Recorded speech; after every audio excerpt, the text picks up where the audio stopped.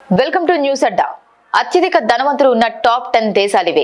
భారత్ ఎన్నో ప్లేస్ అంటే ప్రపంచవ్యాప్తంగా సంపద ఎలా విస్తరిస్తుందో, ఏ దేశాలు ఆర్థికంగా ముందంజలో ఉన్నాయో తెలియజేస్తూ నైట్ ఫ్రాంక్ వెల్త్ రిపోర్ట్ 2024 విడుదలైంది.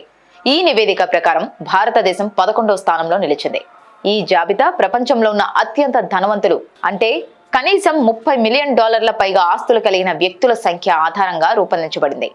నైట్ ఫ్రాంక్ వెల్త్ రిపోర్ట్ 2024 ప్రకారం 2028 నాటికి ప్రపంచ వ్యాప్తంగా సూపర్ రిచ్ వ్యక్తుల సంఖ్య 28% పెరగవచ్చు. ఆసియా పసిఫిక్ ప్రాంతం కొత్త బిలియనియర్ల కేంద్రంగా మారనుంది. గ్లోబల్ సంపదలో 25% వరకు ఆసియా దేశాల వాటా పెరగవచ్చని అంచనా వేస్తున్నారు. ప్రపంచ ఆర్థిక వ్యవస్థలో ఎప్పటిలాగే అమెరికా అగ్రగామిగా కొనసాగుతోంది. అమెరికాలో మొత్తం 2,25,077 మంది వ్యక్తులు $30 మిలియన్ పైగా ఆస్తులు కలిగి ఉన్నారని నివేదిక తెలిపింది. ప్రపంచంలోని టాప్ 10 బిలియనీర్లలో 9 మంది అమెరికన్లే. ఇది ఆ దేశంలో ఉన్న వ్యాపార టెక్ రంగాల శక్తిని సూచిస్తోంది.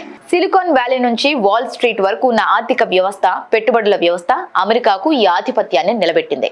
చైనా ప్రపంచంలో 2వ అతిపెద్ద ఆర్థిక వ్యవస్థగా ఉన్నప్పటికీ సంపద కేంద్రీకరణలో కూడా 2వ స్థానాన్ని దక్కించుకుంది.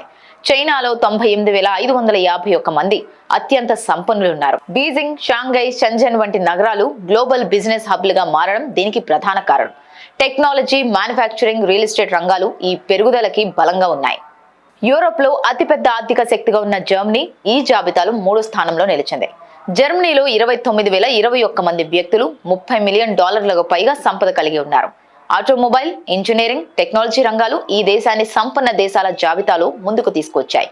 భారతదేశం ప్రస్తుతం ప్రపంచంలో అత్యంత వేగంగా వృద్ధి చెందుతున్న ఆర్థిక వ్యవస్థలలో ఒకటి.